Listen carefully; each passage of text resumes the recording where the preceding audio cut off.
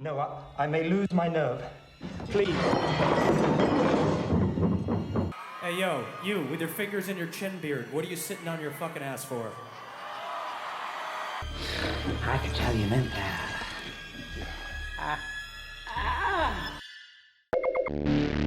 Hollywood, the place where the magic happens. The place that enlightens us with mesmerising movies, amazing actors, and also a lot of sussy activities that they would rather sweep on the rug as if they were never even occurred in the first place. In fact, you should forget about them too. What was I saying? Oh yeah, Hollywood. But in all seriousness, I am being very fallacious. Hollywood blows, okay? But it's also the place where most famous actors get famous. Some of them are legendary and some are so bad that you wonder how they fumbled their way into the industry in the first place. Now there's two types of bad actors. Ones that are crap on screen and ones that are crap off screen. Seldom does an actor tick both boxes, but today we're going to be talking about an actor who actually did accomplish that very thing. And yeah, you already know who I'm talking about. It's none other than our precious boy Jared Leto. You see, Jared Leto is like a plague. He goes around infecting every movie and franchise with his aura of awfulness, preventing said film or IP from reaching its full potential, or just making it far worse than it was already going to be. Whether it's Suicide Squad, Blade Runner, or hell, even freaking Morbius of all things. Okay, I know everyone wants to forget about that movie's existence. I'm not gonna let you forget. If that wasn't bad enough, his latest victim is the Tron franchise, which apparently is set to play not just any role in the film, but the starring role. Yet another beloved sci-fi IP infected by his toxic touch, and unlike Blade Runner, it's not just a minor role you can just ignore and sweep under the rug. Hey look, if there's one good outcome of the writer's strike so far, it's that Tron 3's filming has been delayed, so you know, there's that, I guess.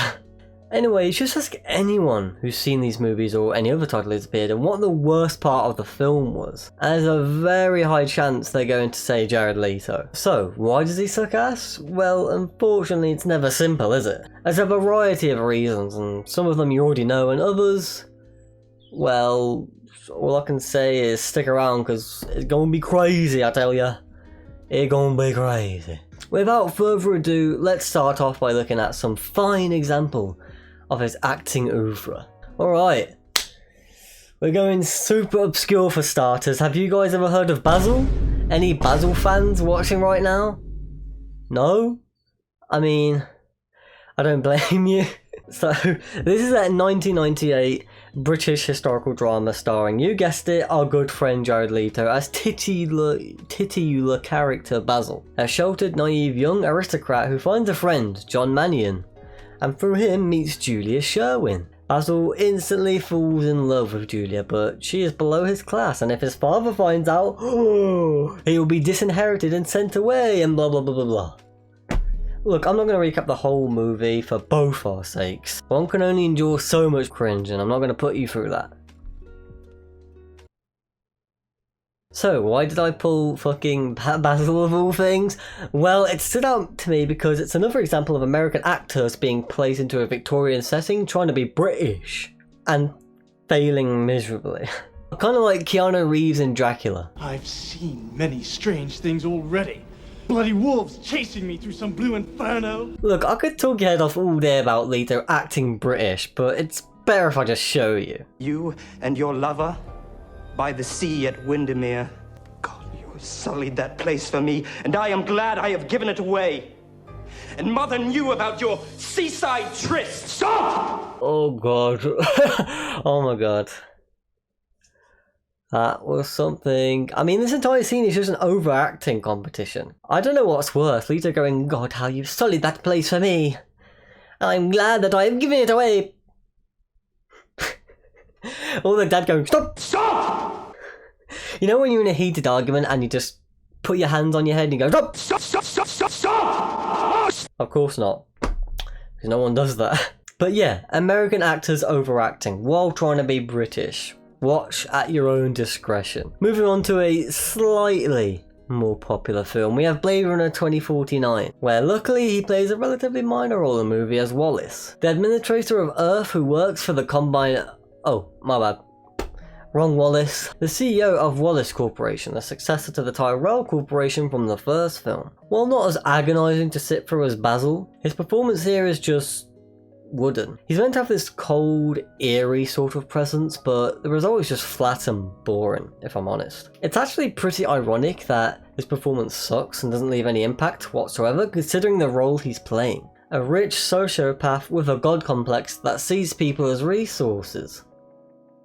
He's literally playing himself. You'd think he would ace this role, but due to his method of pretentious overacting and cringeworthy delivery, this performance is but a fart in the wind.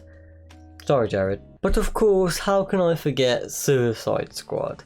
How could I forget his breathtaking performance as Gucci-wearing gangbanging gangster-style Joker?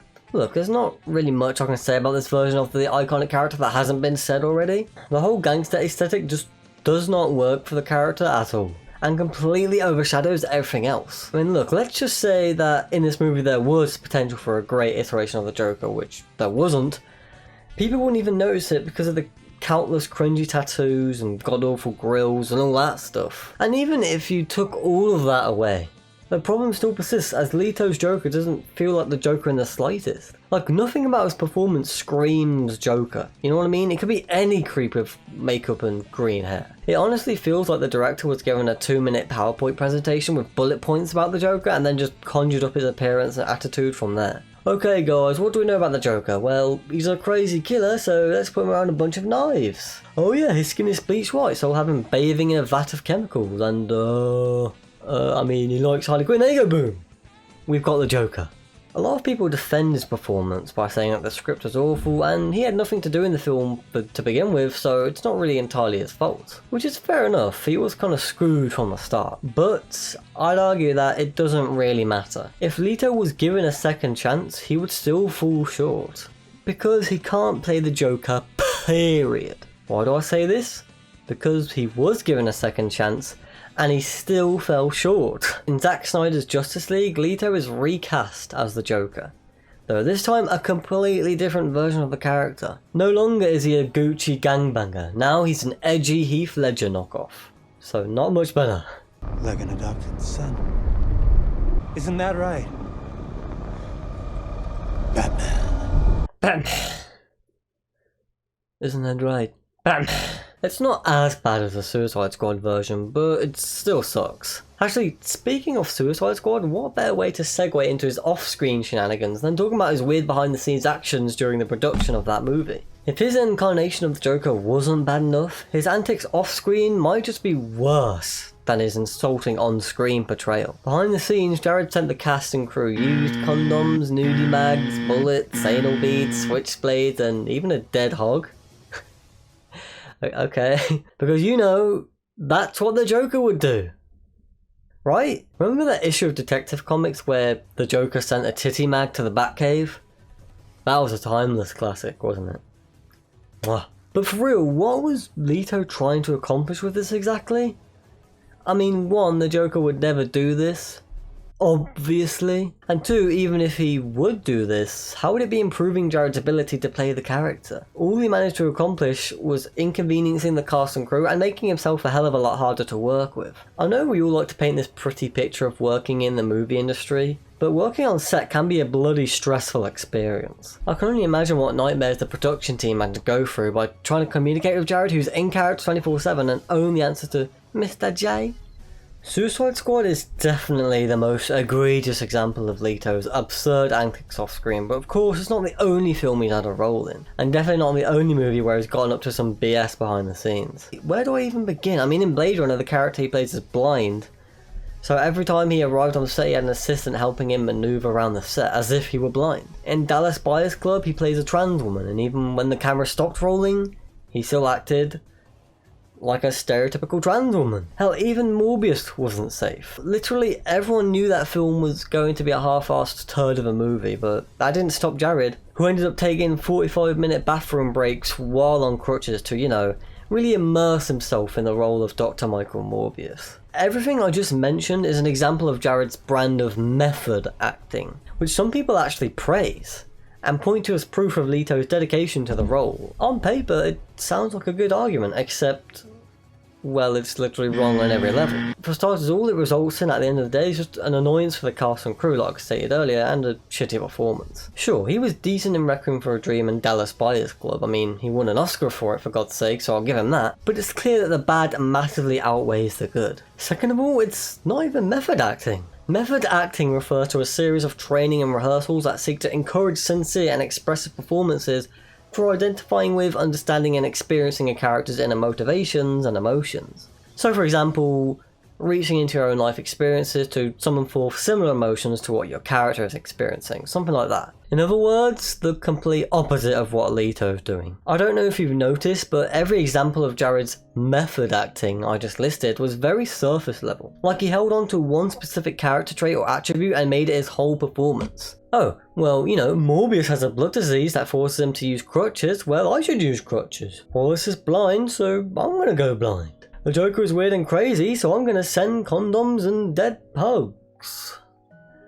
Actually, that one doesn't make sense, but whatever. See what I mean though?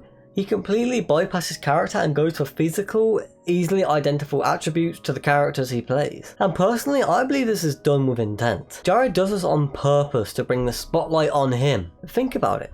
What's going to get more clicks? Jared rehearsed his lines in preparation for his role, or Jared starved himself and filled 7 sacred urns with piss in preparation for his role? This is why his method acting, it just infuriates me, because it's clearly pursuing clout and clicks over an amazing, memorable performance. Finally, method acting in general is just a stupid freaking practice. Acting is the art of pretend. It's the art of deception. As an actor, your job is to convince the audience that you're happy, depressed, or angry without actually being any of those things. If your character is starving, then you need to deceive the audience into believing that you're starving without actually starving. That's why it's called acting. Everything you do is an act, a ruse.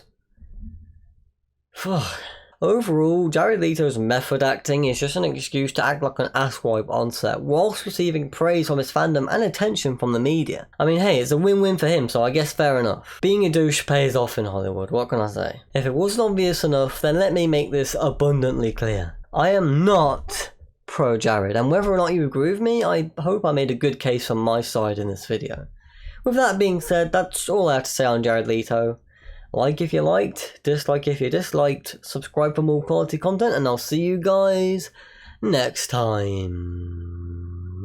Have some more chicken. Have some more pie. Have some more chicken. Have some more pie. Have some more chicken. Have some more pie. It doesn't matter if it's boiled or fried. Have some more chicken. Have some more pie. Have some more chicken. Have some more pie. Have some more chicken. Have some more pie. It doesn't matter if it's boiled or fried.